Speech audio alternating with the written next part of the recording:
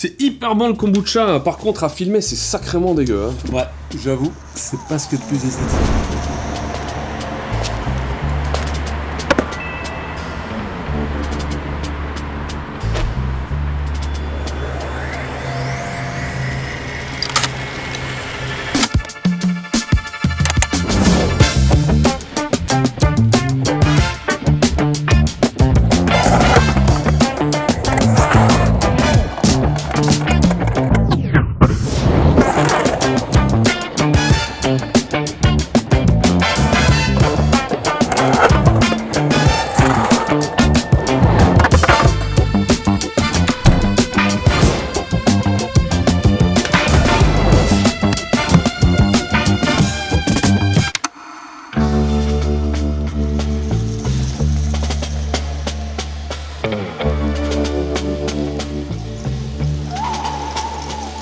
Donc imagine, tu vois ça.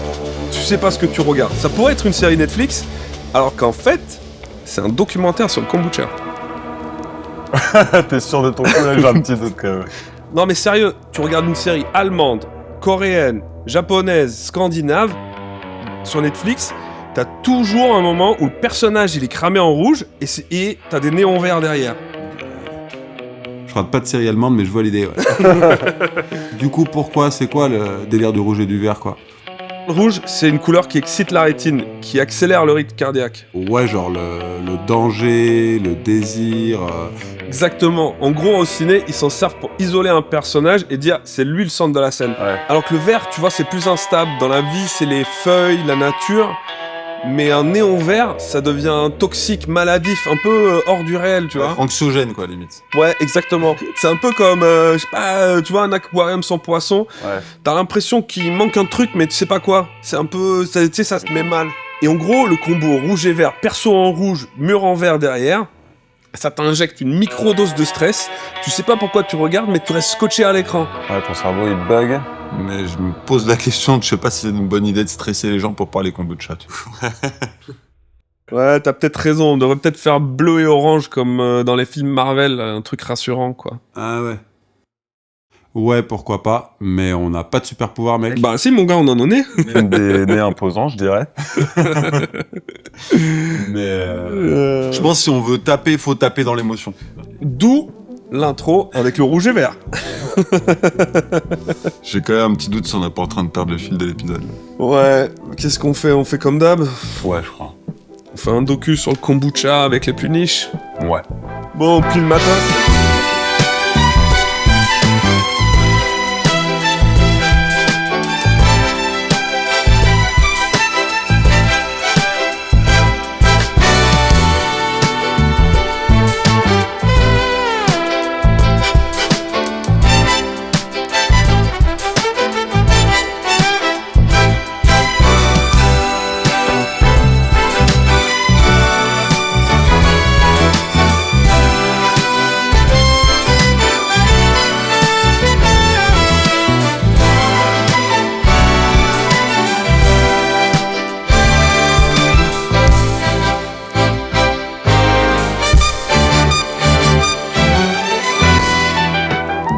Encore choisi selon nous l'un des meilleurs. Vivant Kombucha, Paris 18e. Geoffroy, le fondateur, mais avant tout artisan du vivant, nous accueille dans sa brasserie, là où la fermentation se révèle au cœur du bois et de l'inox. On a créé Vivant en 2019. Ok. C'est un peu une suite logique. Ouais. Je dirais un espèce de fil conducteur entre mes expériences passées Ouais. dans la gastronomie, le monde du vin et mes années en agence de publicité. Ok. C'est un peu des univers dans lesquels on apprend à raconter, Ouais. à sentir et à créer. Ouais. J'ai aussi une sensibilité depuis toujours sur le goût. Ouais. Donc voilà, c'est ce qu'on essaye un peu d'incarner dans Vivant. Et l'idée, c'est d'essayer de transmettre des émotions. Tout démarre avec une extraction. Ouais. Donc nous, on travaille principalement d'été, mais également des plantes aromatiques, des baies, des fleurs, des fruits. Donc tu vas commencer par faire une extraction. Ouais. Donc nous, on a plusieurs procédés pour extraire l'aromatique. On va faire des infusions, Ouais. on peut aussi faire des macérations, Ouais. des décoctions, des cold brew. Ouais. Ensuite, ça va te permettre d'avoir donc dans un premier temps une infusion qu'on va ensuite sucrer. Ouais. Parce que la fermentation a besoin de sucre Bien pour entendu, démarrer. ouais. Les levures adorent ça, comme tu le sais. Et ensuite, on va avoir cette infusion sucrée, on va l'ensemencer. Ouais. C'est-à-dire ajouter cette symbiose de bactéries et de levures qui va permettre de démarrer cette fermentation. Qu'on appelle du coup le SCOBY, une fois qu'il y a plusieurs noms. Il y a plusieurs noms, ouais. C'est une base qu'on élève à l'atelier, qui est assez précieuse pour nous. Ouais, bien sûr. C'est vraiment toute l'essence de notre identité. Ouais. Et c'est une base qu'on a depuis 5-6 ans. Vous avez gardé la même souche, C'est la même souche. recultivée, Exactement, multipliée. Ouais, on peut dire qu'elle a maintenant cette espèce d'empreinte du fermenteur. Ouais. Et on la nourrit, on la monitore, Ouais, bien sûr. on lui parle. Ouais. On essaye de faire en sorte qu'elle se développe dans la manière la plus naturelle et la plus harmonieuse possible. Elle grandit, elle vieillit pas en quelque sorte. Elle se régénère. Elle se régénère. Nous entrons au cœur de la brasserie. Au centre du bâtiment, comme un écrin dans l'atelier, une pièce de bois et de verre abrite la fermentation.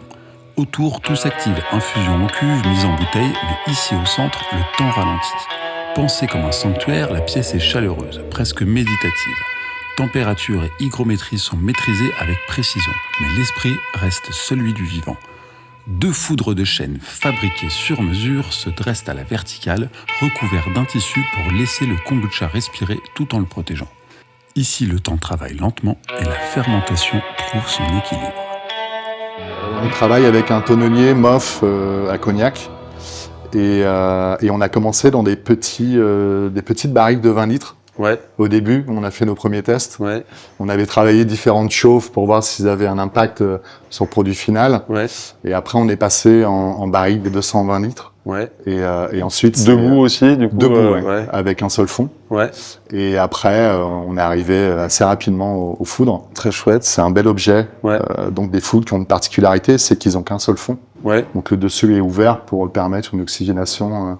Ouais. L'idée, c'est d'avoir un contenant qui soit un espèce de réceptacle à toute une communauté de micro-organismes pour qu'ils puissent se l'approprier. Ouais.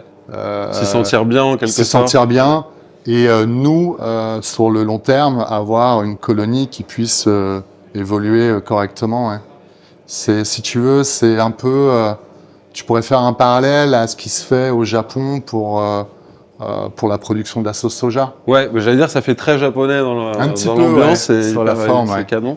Et eux, c'est la même chose. Ils cherchent à avoir un environnement propice au développement de tous ces micro-organismes. T'as voyagé au Japon ? Je suis monomaniaque. Donc, je suis allé au Japon 1 mois pour apprendre à découper le poisson. Ah ouais. Je suis ce genre de personne-là. T'as été dans le sushi? Ouais, aller dans les marchés le matin à 3h, 4h, sélectionner plein de choses et apprendre à les préparer. Ok. Ouais, j'ai fait ça pendant 1 mois au Japon. Ok. Sacrée expérience. Sacrée expérience. Mmh. On sent la framboise fraîche encore, hein, c'est incroyable. Mec, c'est hyper bon. Mais genre, c'est hyper S'il bon. vous plaît. Ouais. Waouh. Oh là là, mais je crois que je l'avais jamais goûté celui-là. Ouais, ça coche toutes les cases de ce qu'on aime dans la framboise. T'as l'acidité, mais je dirais presque un peu plus citrique que c'est pas vinaigreux et acétique. On est sur cette belle acidité nette. Et la fraîcheur, quoi. La fraîcheur de la framboise. Mec, en fait, c'est ce que ça me rappelle. Ça me rappelle la première fois que j'avais bu la London Sour de The Kernel à la framboise. Ok. T'as ce côté, les vraies framboises quand tu les macères là et tout. Ouais. Ça a un goût. C'est pas confituré, c'est frais, c'est. Ouais, c'est autre chose. On voulait pas utiliser une purée de framboise ou autre. Ouais. Donc on utilise vraiment des framboises entières qu'on va mettre en filet, qu'on va laisser infuser en cuve. Ouais. Donc là, c'est une extraction à froid. Elles se dégradent petit à petit dans la. Elles deviennent toutes blanches. Elles donnent cette couleur. Ouais. Et surtout, elles donnent un côté framboise, mais vraiment assez subtil, je trouve. Ouais. Bah clairement, c'est. Oh, c'est ouf. Oh là, comment c'est bon, hein. Franchement, ça fait incroyable. Ah ouais. Moi, j'adore aussi. T'as une acidité qui est, je trouve, assez intéressante. Petite astringence qui vient du jasmin. Ouais. Et qui est... Et le thé vert, pareil, c'est... Là, c'est à froid, peut-être, en l'infusion ou c'est, Non, l'infusion du thé vert, on l'a fait à chaud. Ok. Et on est assez content de de ce kombucha-là. On n'a pas de tenant désagréable non plus. Enfin, l'extraction, je sais que vous faites ça au top, mais ouais, c'est vraiment... C'est une base de thé vert qui est assez végétale, qui a un peu une approche iodée. Ouais. Et après, c'est des fleurs de jasmin. Ouais. Des fleurs entières. Ouais. Donc en fleuret là à la main, c'est ces fameux thé au jasmin. C'est ça. Ouais, c'est ça. Il faut beaucoup de fleurs. Il faut beaucoup de fleurs. Un peu de thé. c'est un thé assez haut de gamme. Ouais. Ouais, c'est vraiment un thé de qualité. Ok. Et qui fait toute la différence. Là encore une fois, les thés au jasmin, on en a goûté un paquet. Et celui-là est très très bon. Bah, bravo. Impossible de repartir de chez Vivant sans embarquer un peu de sa culture. Levure et bactéries, le vrai cœur du kombucha. Il nous offre un starter bien actif pour ensemencer notre propre kombucha au labo. On a transporté le bocal fermé, mais pour fermenter, le kombucha a besoin d'air, de tissu et élastique. Ça respire et ça bloque poussière et insectes. Pour démarrer, soit on te donne un starter fiable, merci Geoffroy, soit tu utilises le fond d'une bouteille non pasteurisée, de préférence nature et avec du dépôt. Ou tu peux aussi acheter une souche White Labs en commercialise. Micro-tuto 3615 Machi, c'est parti. Un thé de qualité, 4 à 8 grammes par litre. L'eau est filtrée bien sûr. Température à 90 degrés. Infusion de 4 minutes. Top. Pour nourrir la fermentation, du sucre, de canne de préférence, 50 à 80 grammes par litre.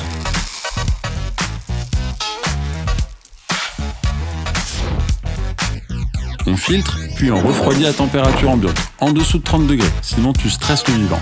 Et point clé, on ajoute assez de starter déjà acide, 10 à 20%. C'est ça qui sécurise le départ et évite les moisissures. Adapte ton volume de kombucha au volume du starter. Fermentation primaire en bocal compte 1 à 2 semaines selon la température de la pièce. Ça aime la tiédeur. Quand l'équilibre entre l'acidité et sucre te plaît, tu embouteilles pour la prise de mousse et à garder encore 2 à 4 jours à température ambiante. Puis au frais, toujours dans des bouteilles adaptées à la pression. On évite les explosions. Bon, je pense qu'on a ce qu'il faut comme rush. C'est hyper bon le kombucha. Par contre, à filmer, c'est sacrément dégueu. Hein. Ouais, j'avoue, c'est pas ce qu'il y a de plus esthétique, quoi. Ouais, j'espère que je vais arriver à en faire quelque chose au montage. Ouais, mec, aucun doute là-dessus. C'est peut-être pas ce qu'il y a de plus beau, mais faut que tu me goûtes ça. Attends, je vais filmer. Je vais filmer ça, hop. Attends, bouge pas.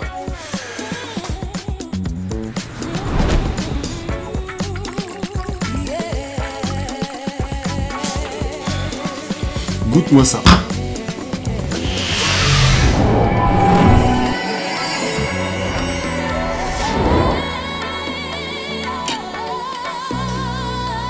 Ah, ça sent hyper bon. Hein.